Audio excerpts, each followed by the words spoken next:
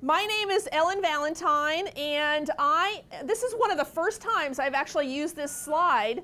This is our new IBM slide. I'm with SilverPop, and I'm an evangelist with SilverPop. And about 3 weeks ago, our company, SilverPop, got acquired by IBM. We're really, really excited about that. I'm an evangelist, and one of the things that happened to me in the last couple of weeks is they called me up and they said, we're going to change your title from product evangelist to strategic marketing evangelist. How does that feel? And I said, well, I kind of feel like I just went to the chiropractor maybe. I guess it feels a little bit better. Nice little adjustment there. But I've got so many things to talk about today. I think because it's Saturday, we all want to feel like we're here, but we're not jumping in the water today like our friends. We're actually in here learning, so I give you guys so much credit for stepping up and being in here to learn how to further your careers, get better at your job, bring some valuable information back to your company. Does anybody here know who that woman is on the left? Pat Summitt, absolutely, good job, good job. Pat Summitt was the head basketball coach at University of Tennessee. She had a winning record of 84%. 84% win rate, and that wasn't over just like a year or two. That was actually over more than 30 years. And I think that one of the reasons why she had such a phenomenal career was that she made no bones about it. She was in her players' faces telling them what they needed to do to improve and to get better in what they needed to do to win the game. So every halftime, every timeout, she was in her players' faces telling them what they needed to do. And in my role as an evangelist, I coach and mentor clients and prospective clients on what they need to do to step up their game. And I think the last couple of years I've been really nice and complimentary, and this year I'm taking a much more of a Pat Summitt attitude and really telling people that they really need to step up. It's time to pick up the pace. I think we've got a lot of clients, a lot of prospective clients that are not taking full value, not getting full value out of their digital marketing platforms. They're leaving a lot on the table for their companies, and they're leaving a lot on the table in terms of potential skills that they could acquire. You know, a lot of days I feel like we're giving people these fancy sports cars and people are barely getting out of first gear. They're not using all these cool bells and whistles that come in these digital marketing sports cars. So let's talk for a minute about the relationship journey. And for a lot of people, the relationship journey starts when you get someone's name and their email address. You know, up to that point, it's really been one directional. They're coming to your website, they're consuming your ads perhaps. Very one-sided relationship, but the true two-way relationship starts when they give you your email address. Hopefully, I'm starting to see this term pop up, an email magnet. Hopefully you've got a very attractive email magnet. In fact, I wrote an article on the SilverPop blog about that just a couple of weeks ago. You've got to have a really attractive offer. Hopefully it's a juicy piece of content. You know, maybe it's 93 tips and inside sources, something like that. But you get their name, maybe you get their email address, and then what do you do? What do you do after that? Well, a lot of you put these names in your house list and you start pounding them with email every single week. You know, every day, every week, every month, you're literally pounding them with these one-size-fits-all messages. And when I meet with customers and prospects, they want to zero in on these micro adjustments that they want to make. How can I make the subject line just a little bit better? You know, what can I do with my text or my emails just to make them just a little bit better? And they've got, you know, 15% open rates. You know, these kind of micro adjustments, yeah, they might get you to 16% or 17%, but I'm more concerned about the 80% that aren't even getting your messages, aren't even engaged with you. So, you know, I like to think of this guy as kind of your opponent, if you will. These are your customers and your prospects, and they've got two very, very valuable weapons. They can unsubscribe from your messages, or more likely and probably even more insidious is they can just completely ignore you. You know, let's look at an example here. Let's just say I've got 500,000 subscribers in my database. I send about 4 emails per week. You know, that's about 200 emails a year. Every time I send something, I get a 0.25% unsubscribe rate. Doesn't seem too bad, right? I've lost about 1,250 people per email. But if we do this over a course of a year, I've lost half of my database. So we're like on this hamster wheel trying to get more names, more names, more names, more names, and yet we're losing them out the bottom just about as fast as we can get new names. It's pretty much a tiring, exhausting proposition. I thought this was this is an older study from Forrester Research. You know, why are people unsubscribing? They unsubscribe when the offers or the types of content don't interest them, or I unsubscribe because I'm just getting too much. I'm just getting too much. You've got to really dial into, you know, what's happening with your audience that you are trying to market to. But, you know, because of unsubscribing and ignoring you, this underdog, these little kids are going to win every single time. Does anybody here like Shark Tank? Friday nights? Yes. So I hear it's the most popular family show on television. Families are like getting around the TV and everything. It's where, you know, if you don't know the show, if you've been kind of in a cave, it's a show where entrepreneurs go before a panel of millionaire and billionaire investors and they pitch their business idea.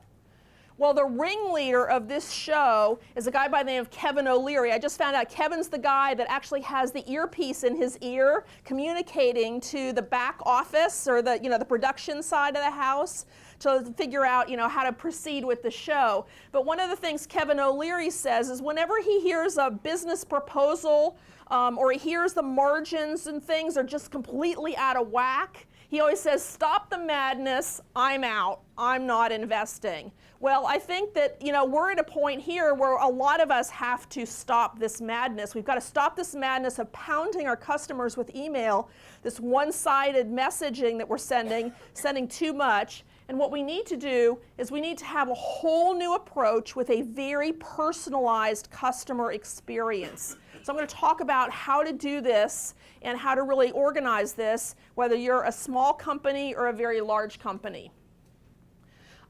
This is pretty interesting. You know, this first report came out from IBM in 2011, and I actually picked this up and ran with this and used this heavily in a lot of my presentations. If you all have not seen this report, it still is super valuable, even though it's only 3 years old, or it is 3 years old. And one of the things that they said in there is that the empowered customer is in control of the business relationship. But I think we need to remember that every single week we come into the office, the customer is the one that's really in control.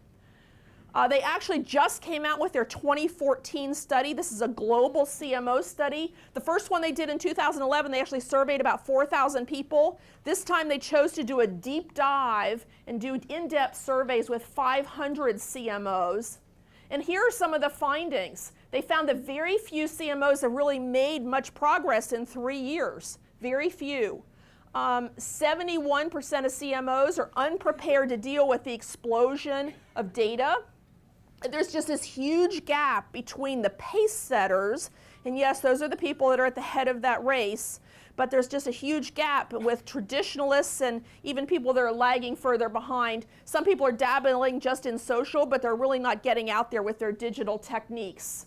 And the digital pace setters, they're really focused on cross-channel customer experiences. They recognize that they've got 3 tablets and a smartphone and a desktop at home or in the office and an iPad, laptop, MacBook Air. They realize they've got all of these devices. They realize that they're shopping in a physical store, they're buying on Amazon, they're shifting around channels constantly, and they're really working on that kind of continuous experience through all those different channels. So if you haven't seen these studies, I would recommend you go take a look at them.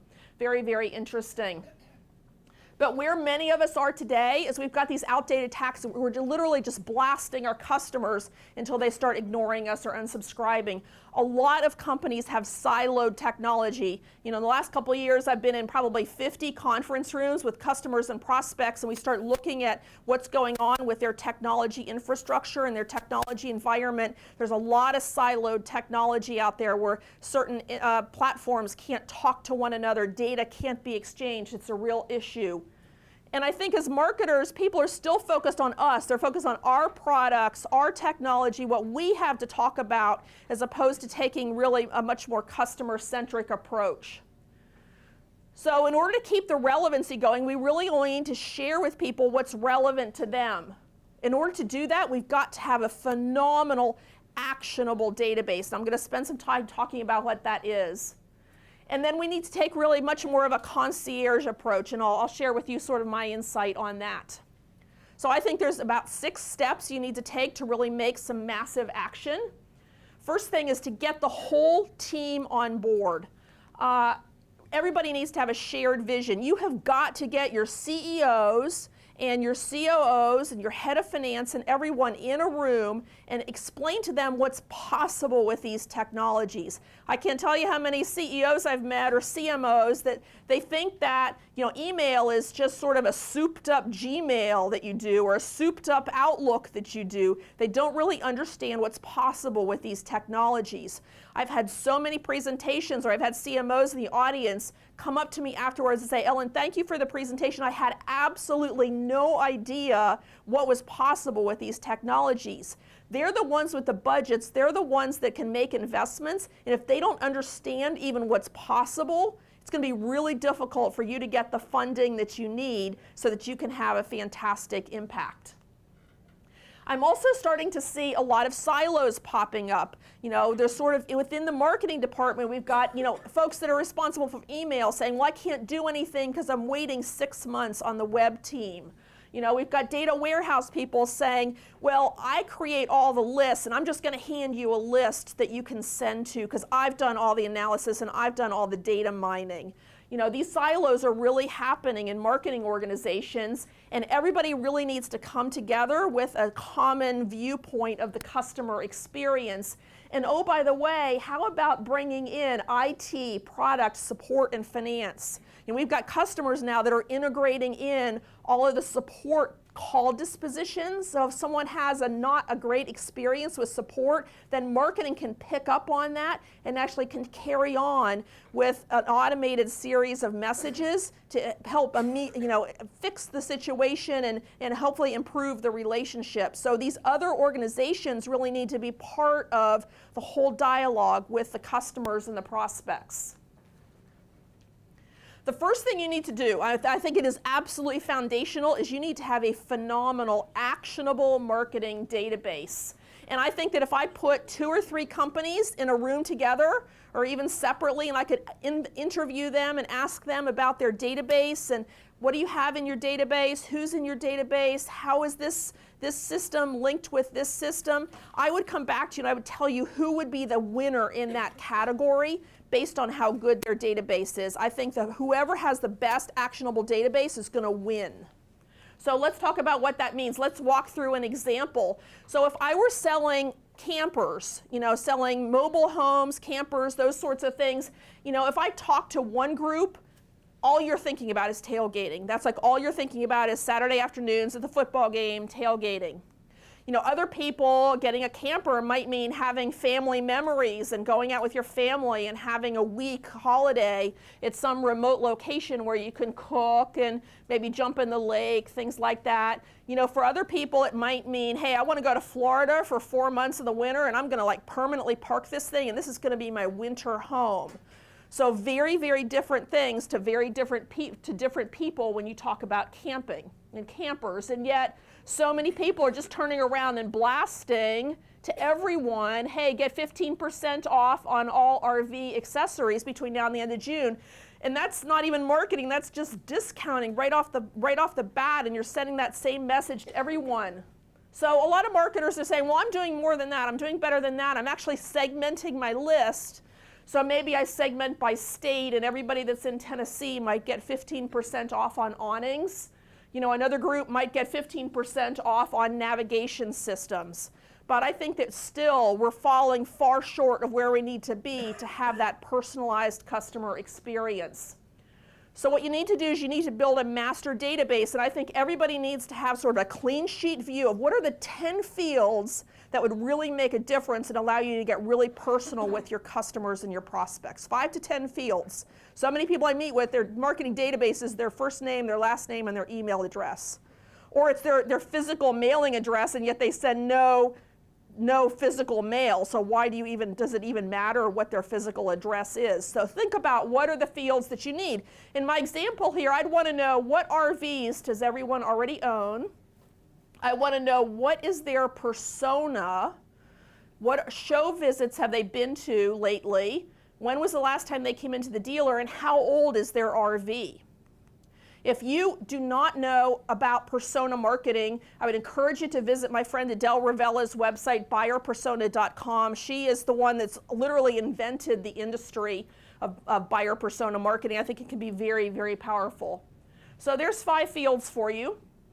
If you don't have a rich database, you don't have these names, these fields in your database, you can develop a plan to collect this information. So the first way that you can do that is through explicit profiling, and this is where I actually ask you questions. So in this example, I'm asking you what your metabolic condition is, and I'm using a web form to capture that data, and I might only ask you a few fields at a time. Don't feel like you've got to ask them 25 questions. You can ask them 2 or 3 or 4 things. The next time they come back, you can ask them 2 or 3 more questions, 2 or 3 more the third time they come back, so you can gradually build up your profile through progressive profiling. So this is explicit profiling. I'm actually asking you, asking you specific questions that you answer. Progressive profiling, I thought this was interesting. This is one of our clients, Golfsmith. They were going to show a video. It's not a very high quality offer, quite honestly. They were just offering to have people watch their video, and they asked last name, zip code, what's your average golf score, and tell us your birthday. They got a 43% abandon rate on that. Down here, they decided to drop that and just give me your average golf score. They only had a 20% abandon rate. So you can see how asking too much might discourage people from actually following through, or they might even lie on the form, which I'm sure we've all done when they're asking for too much information. So, if they had I think if they had a really high quality offer here, 85 ways to lower your handicap, they probably would have people taking the time to fill out that longer form. But because it's just a video offer, I'm probably not going to stick around. The other thing you can do is implicit profiling, and this is where I'm actually going to make decisions about who you are and what you're interested in based on what buttons you're clicking on the website. So let's look at an example here. This is Engineering Solutions, Inc. We go to the Solutions page. Down here, we've got our 3 personas sort of in a button format. So are you interested in designing engineering efficiency, streamlining procurement, or reducing employee turnover? Because this company has decided that their 3 personas are engineering, procurement, and operations. So if I'm an engineer, that button actually is stored in your digital marketing platform, and because you've clicked on that, I'm actually going to store in a hidden field in my digital marketing database the fact that you're an engineer, and your content journey is going to begin at level 1. And Lee talked about that, the big awareness, moving through to ultimately making a decision. So I'm going to store in the database that you're just beginning your content consumption journey. So this is implicit profiling. It's a great way to add additional information into your database. And I think that, I know that you're an engineer. That's a great thing to go on. This is one of our agency's big, scary cranium. Instead of saying that, and they worked with their client is Alliance Bus. And those white buses that people take to the retirement homes or to the child care centers, those white buses, that's what Alliance Bus sells. And instead of, emailing people, do you want to buy a bus? Do you want to buy a bus? Let me tell you about the features of our latest bus. They turned it into more of a service. And I think really good marketers have figured out how to make marketing a service. So in this example, they've created some guides how to buy a bus, how to buy a senior bus, how to buy a child care bus, how to buy a church bus. And so that's the content offer. Then I know that if you click on how to buy a church bus, you're most likely a church and not one of these other segments. So I can store in the database that you're probably coming from a church persona. Really, really powerful. So back to my example of talking about helping you buy your next motor coach or your next camper. I've collected this information, your persona, what state you're from, how old your camper is. The next thing that happens is we're going to actually append in behaviors. So here's some behaviors that are actually automatically captured in your digital database based on what you're doing. So we might want to look at what PDFs have you downloaded, what videos have you watched, What websites have you visited if you have multiple website properties? What specific pages have you visited? And what are you doing in email? What have you opened and clicked? Email behaviors are everywhere, absolutely everywhere. And behaviors really signal that you're moving forward. I mean, think about it. If you're getting ready to buy something, you're on the website, you're researching, you're downloading PDFs, you're watching videos, chances are you're probably seriously interested in something. It's really a signal to the website owner or the product provider that you're actually getting serious. And there's likely more than 50 different behaviors, everything from, attending a webinar, browsing and abandoning something, using a mobile app or downloading your app. There's just loads of different behaviors out there that you all as marketers need to be taking advantage of. So which behaviors matter to you? Of those 50, maybe half of them don't apply, the other half do apply, and maybe out of those that do apply, maybe there's 5 or 10 behaviors that really, really matter to you in terms of being strong indicators that someone wants to do business with your company. The next thing you need to do is look across your company and figure out what other data exists that as a marketer I would want to leverage in my marketing platform. So I might want to know what is the current inventory we have on hand, because it might not make sense to market to Sean some super duper new product if we don't have any in stock. So it might be really good for us to know what the current inventory is and have that linked into our digital platform. I'd want to know what products everyone owns. Maybe the entire product catalog needs to get merged in. You can also do some very cool things with the 5-day weather forecast. If I'm selling gardening supplies, why would I want to send an email out on Friday afternoon about tomorrow's gardening supplies when it's literally going to be hurricane monsoon pouring down rain? Maybe I don't want to send that. It looks kind of dumb. Maybe instead I want to have another email that says, hey, we know it's going to rain this weekend, but this is a great time to stock up for next weekend. So a live feed from the weather in your city, in your zip code, can be really, really powerful as one of the rules that you use to decide when to communicate and how to communicate. And then a very common association you want to make is with your CRM system, Salesforce, Microsoft Dynamics, NetSuite, one of those platforms, so that email can actually come from the rep that's assigned to that account. Information can be passed back and forth based on behavior and things like that. So really powerful. To set yourself up to win, you've got to be working on these data projects. They're not necessarily easy. They take 6 or 9 or 12 months to accomplish, but they can make your digital marketing so much more powerful. Once you have that database built, then you want to build out your rules. I think rules-based communication is going to be so powerful for so many companies that are going to dominate in their industry. So let's look at a rule here. This is a simple triggered rule. I want to do a trade-in and upsell campaign. I want to look at everyone that's in that tailgater segment. They visited the dealership in the last year. They are the owner of a Thor motor coach, and that coach is at least 2 years old, and they just downloaded the PDF spec sheet of the 2015 Thor Hurricane. So that's my rule. I set up that upsell rule. Anybody that matches that is going to get this email. It says, hi Sean, we have May specials. We've got motor coach trade-in programs. We've just received the new 2015 models at the dealership. Come in to test drive this weekend. The new Hurricane will allow you to tailgate at the Boo Hiss Penn State games in style. Steve. Well, that looks really like Steve sat down and typed that letter out to Sean, doesn't it? Super, super personalized. Well, this entire thing, there we go, I changed it to West Virginia for you. That entire thing was actually generated automatically through the rules and the values that are in the database at the time we sent that email. So this is how you can do really, really relevant, really personalized messaging. So over time, instead of you all as designers designing these fixed email templates that are beautiful and gorgeous, the template actually is becoming a skeleton framework that is filled out based on the matches in the database. So maybe I have a West Virginia Hurricanes picture in that email for the tailgater, instead of the Penn State picture, because I've asked you who your favorite, if you told me that you were a tailgater, I ask you where do you usually tailgate, who's your home team. I've stored that in the database. The next time I send out an email, I'm going to have images from your home field and your home tailgating situation. Suddenly you're very, very personal to that recipient.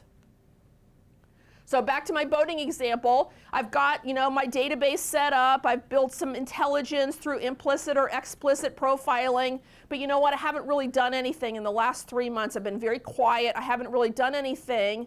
But I've set up in my database some notifications to automatically send some things. So lo and behold, 3 months later, Sean goes and watches this video out on YouTube. And I've got some behavioral rules that are matching the fact that Sean just watched this, and Sean's opted into our SMS text messaging notification. So Sean is actually going to get a text message notification of the new trade-in program. Pretty powerful. I can also set up a geofence around that dealership, and if Sean walks into that dealership with his mobile app, I can automatically start teeing up some marketing notifications to him. Very, very powerful. But the amazing thing about this rule-based communication is that once you have this set up, you can actually forget about it. And as marketers, we're so busy do a query, prepare my list, do a pretty email, now I want to merge it and I want to schedule my send. You can kind of forget those processes with automation. What you now can do is set that up one time, set up your rules, set up all your content that will be merged in based on those matches, and you can actually forget about it. It's going to happen automatically. So in my example here for our trade-in program, if I have a database size of 45,000, in the last 90 days we sent 300 messages to people that match those rules. And this is what gives you scale. I have departments that are using our platform. They've got 3 people in the marketing department. They're relaxed, they're not stressed out, they're going home at a decent time because they've got all these rules in place and they're collecting this data and they're just sitting back and waiting for the rules to match. In fact, I'm glad I have this slide in here. Disc Makers is one of our clients. If you've got any friends that play guitar or do those sorts of things, and they sell them at coffee shops, they sell CDs at coffee shops, Disc Makers has probably made those CDs for your musician friends. Well, Jesse Gray's the email manager. He's totally overloaded, overworked. Last December he said, I've got to get automated. I've got to build out all my rules. He sat down, he buckled down, he built out all of his rules and all of his automation. The cool thing is that he's got 1 day a week when he can work on other things. I wish his company would send him home as a reward for, for doing this and have a nice 3-day weekend pretty regularly. But now he really is working on strategic projects. And because the communication is immediate whenever there's a rule match, he's got a 40% increase in leads. So the response is actually immediate. Often your lead rates will go up.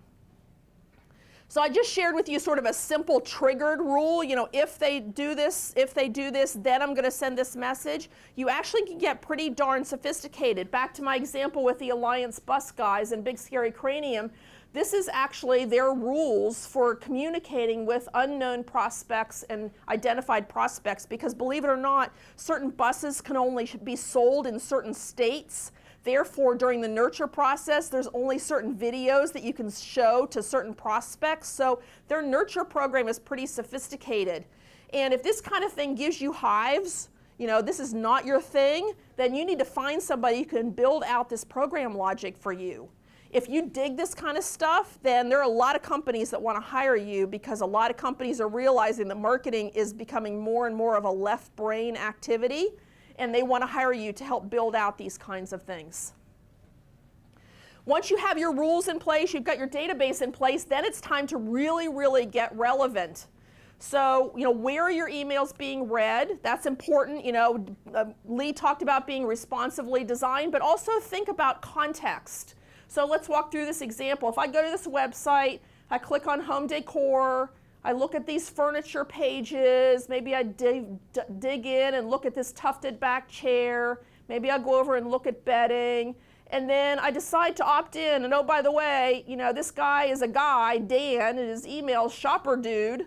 He submits his opt-in, And then we send this generic email that's like roses and lipstick and all these beautiful things. It's not very relevant. The first email's about jackets. Dan never looked at any jackets, did he? Not very relevant. They probably have lost him forever at this point because they've sent 2 emails, they screwed up, they weren't relevant. They probably lost this guy. He's probably getting one of the people that unsubscribes.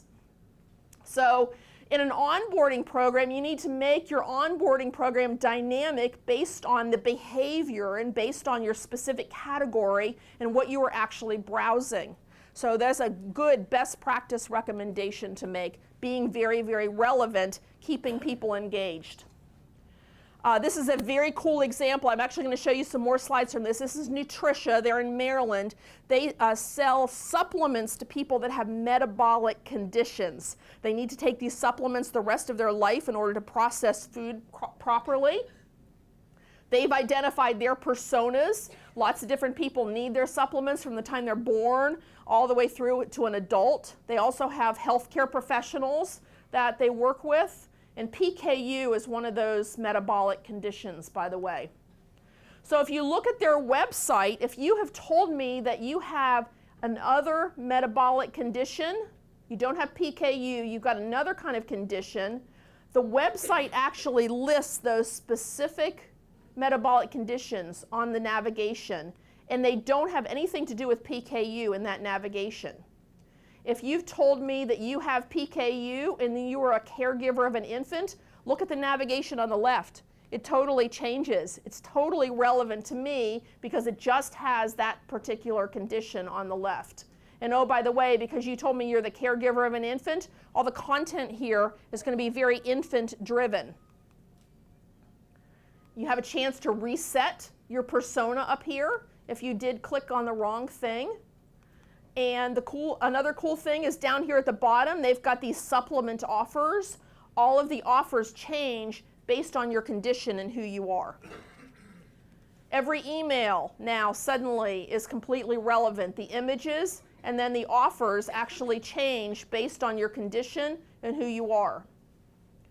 Another example of being relevant is Dyson. Dyson, we all know them as selling vacuum cleaners, but they actually sell fans. They sell fans that don't have blades, which I think is pretty crazy.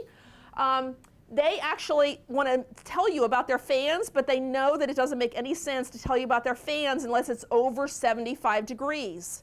So they have a dynamic feed from the Weather Channel or from AccuWeather coming in, and they only send you fan emails when your temperature, your forecast in your city is going to be more than 75 degrees. So again, very, very relevant communication. Here's a case study talking about relevancy, and I didn't bring the first one, but back here, this is a popover. We all love and hate popovers. Popovers are super effective and can be very, very powerful. Back here, before they had the popover, they actually had a generic newsletter sign up, and they were getting about 22% open rate. I'm kind of on a campaign now. Let's bag the newsletter. Let's bag it. It's not a great offer. Sending these one-size-fits-all newsletters every 2 weeks, I think it's tired. We've been doing it for 15 years. Let's get something very specific. So these guys shifted from that standard newsletter to say, get your free personal parenting plan, answer these 8 questions, give me just your first name and your email address. And then those answers to those 8 questions are stored in the digital database. And then all of the nurtures are customized based on what you've told me about your child's problem or what your problem is as a parent. I actually presented this one time and I had a woman in the audience say, I've already bought one of these guides. So she admitted that she had a problem child. But essentially you design your nurture. We have a rule in here that says add contacts to the nurture when a new or existing contact submits that web form. We actually designed out our whole nurture here. We've got a welcome. Then we're going to look and see, is the value in the database yes or no? If it's yes, we're going to send that ADD nurture. And if it's no, we're going to drop down here and look and see what the value is in the second field. We're using something called dynamic content. So we have a rule here that says if ADD is yes, these are the sentences that I want to have in the email. Very, very configurable, very powerful. And you look at these guys, they increase capture on their website by 400%. Look at these open rates, 62%. Very, very relevant. People are very engaged. And oh, by the way, 260% lift in sales. This is the power of database marketing. Paper style, they sell invitations, they sell announcements, stationery, all those sorts of things. They had decided they were going to drill in on their wedding products, doing batch and blast, no targeting, declining response rates. Our agency partner, Aware, analyzed their behavior, looked at purchase patterns. They created a whole process around weddings. So the first thing they ask you, is this your wedding or is this your friend or relative's wedding? They designed a nurture for each of these two tracks, whether it's your wedding or your friend's or relative's wedding. This is a best practice. You don't sit down at your digital platform and start immediately coding up, your relevant nurture programs. You sit down at a white paper or Excel or even PowerPoint and you design out your nurture programs. So if it's your wedding, these are the messages you're getting. If it's your friend's wedding, you're going to get ready for a wild bachelorette evening. You're going to help design that. And again, here's the nurture program. Did you click or purchase on a save the date? If you did, then you're going to go into the wedding nurture.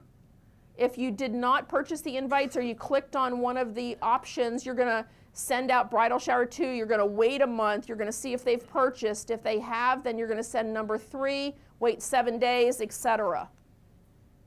When you've got a really great database, you can do some very sophisticated things with the rule builder. So, did we get a new order within the product group save the date, or did the name of the product contain wedding and they've ordered these things within the last 14 days. So these are the kinds of things you can do when you integrate your purchasing system or your inventory system in with your digital platform. These guys, open rates increased 244%, click-through rates increased 161%, and the revenue per mailing is up 330%. And now they've got a template that they can use for Sweet 16, all these sorts of things. And if they know what your wedding date is, you can imagine all the anniversary things they can do really for a long, long time. So now I want to talk about moving from being calendar-based to concierge-focused. This is kind of a new concept. You think about a great hotel, a lot of things, if you've been to a phenomenal hotel, you often remember the concierge. They were the ones that were super helpful to you. They knew the inside places to go. They could make a great restaurant recommendation for you, even make a reservation. But the concierge doesn't bang on every door, right, and say, hey, let me tell you about the attractions in this city. Hey, do you want to make a reservation? No, they sit back and they wait for you to come forward to the desk and approach them. Well, let's think about how this plays out. For us in marketing, we've got our calendar, right? Everybody's got a marketing calendar. Here's all the pushes that we're going to do, 4 days a week, twice a month. Here's the pushes we're going to send about our products, our information. Well, instead of that, being a concierge is all about designing all of these rules, designing all of the feedback that you're going to give to the customers based on what they're doing on your website and how they're behaving. So suddenly, instead of 4 pushes a week, you've got 50 different rules out there. So over time, you send less push email and more of your email is responding like a concierge. Very, very powerful, and it's something that I would love to see over the next couple of years, all of you move in that direction. Taking big action on the big picture. I think a lot of us are very busy in our jobs and we sort of, we're just overworked, so we go to the lowest denominator and we just work on some small little projects. Everything else sits in the too hard pile. And I'd like to see a lot of us move some things out of the too hard pile so that we can make some big progress. And really, for me, a lot of this boils down to the fact that if you add behavior plus a great database, plus these rules, you're going to really give customers a really relevant, great experience. So here's the 6 rules. I recapped them here for you. Get the executive team on board, really drill into your database and really start making some improvements there. Focus on your rules. This is how you're going to get automated. This is how you're going to get to go home at a decent hour every day, is if you have this rules-based communication. Really think about being relevant by using the data in the database to really drill in with targeted custom subject lines, images, text. Everything should be individual to that person. Over time, moving away from all of these push messages to really responding and acting like a concierge and really working on the big things to make progress. So you might be in the back of the pack, but I believe that with strategy and intensity and execution, you really can make some phenomenal progress. And I love this cartoon. I think this is where a lot of us are. Every time somebody comes up to you with one of these technologies, one of these ideas, think about, are you back there saying, no thanks, I don't have time? Or are you one of the ones that are taking the round wheels and really running with them so you can actually make your life easier? For those of you that are students or prospective students, I wanted to give you a couple of things to maybe take a look at. This is actually a staffing guide that I wrote over a year ago, maybe even longer than that, but I think it still really applies. That there's a lot of staffing things that are happening, a lot of new jobs are emerging. One of them is a marketing operations director, senior director. I've even seen VPs of marketing operations cropping up. If you are at a point where you're trying to decide where you want to specialize, I have clients that are looking for these kinds of people. These are the left brain marketers that you really need in your organization to build out those workflows, to help sit with IT and figure out how to pull all these databases together, how to design, effective scoring methodologies so that sales and marketing can really work hand in hand together. So if you're undecided on your career, I would totally encourage you to look at and understand more about what is marketing operations. The other thing I'm starting to see is directors, senior directors, or managers of demand gen. These are people that they really own creating leads that sales accepts that ultimately become revenue for your company. So you've got targets and objectives on your forehead, and you are really being creative and using digital marketing to generate demand. So that's one piece you may want to take a look at. We just released our 2014 benchmarking study. We've been doing this for about 5 years, and we look across industry, we look across types of mail that you're sending to really promote and highlight who's at the bottom of the pack, not specific by company name, but by industry, who's at the bottom of the pack, who's at the top of the pack. We're seeing a wide gap between people that are in the bottom quartile and people at the top quartile. Things like, at the bottom quartile, 5% open rates versus 50 and 60% open rates at the top. So you may want to take a look at this benchmarking study and see where you stack up for your company. Silverpop does have a comprehensive digital marketing platform. The case studies that I showed you actually reflect the fact that they've really used lots of different capabilities here, but there's a lot that I really haven't talked about. I'm Ellen Valentine. I've really enjoyed being at this conference. I love the fact that people come on Saturdays to buckle down and learn and aren't jumping in the water with their friends at the lake. So does anybody have any questions?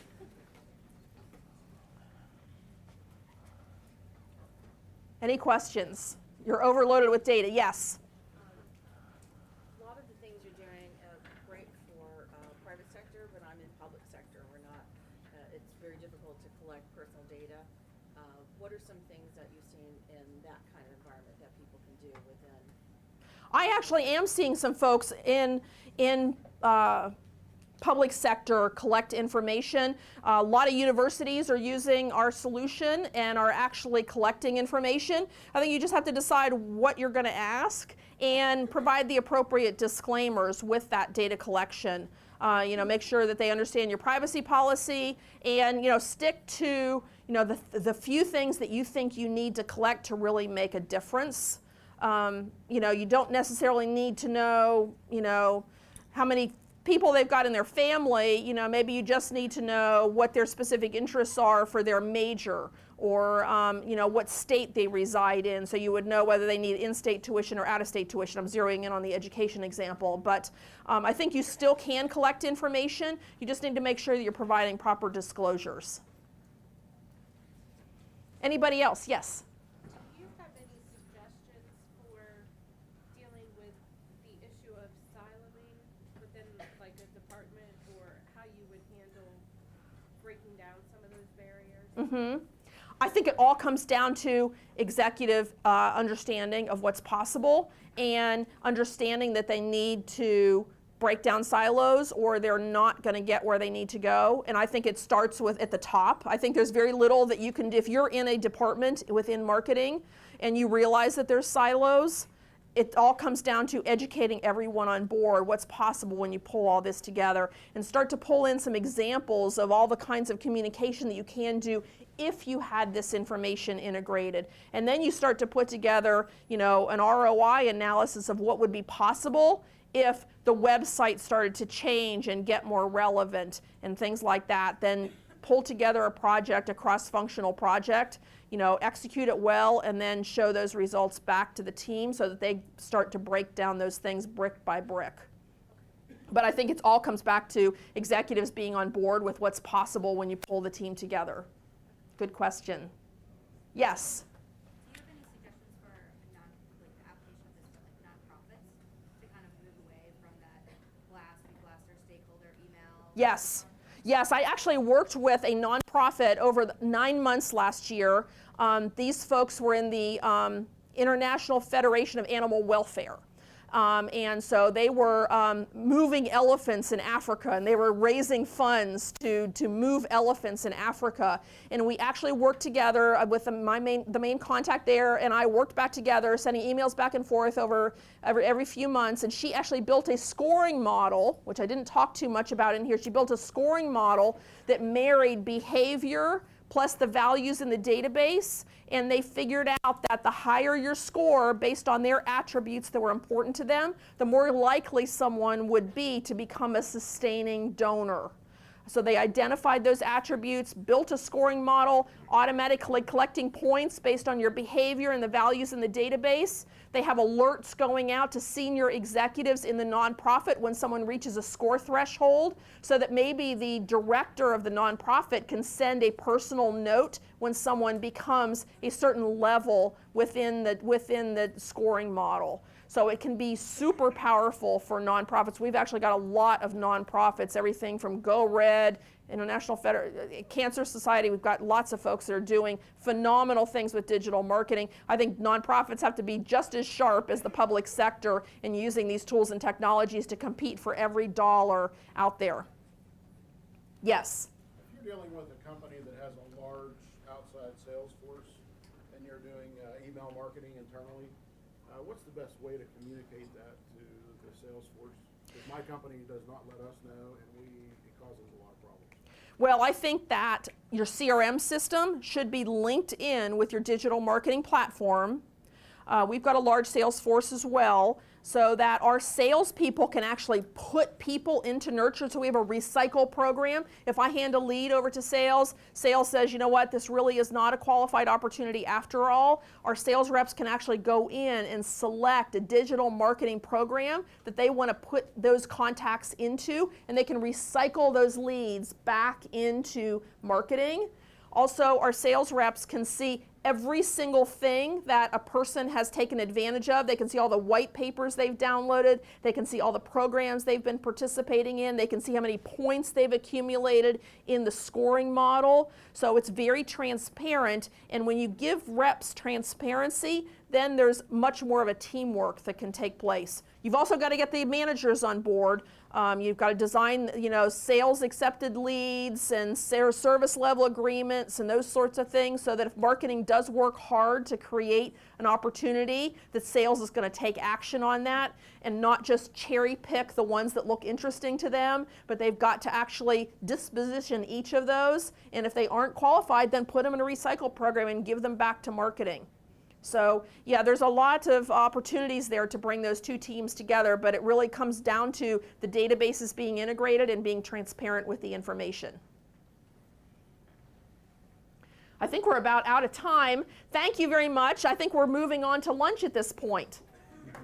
Thank you.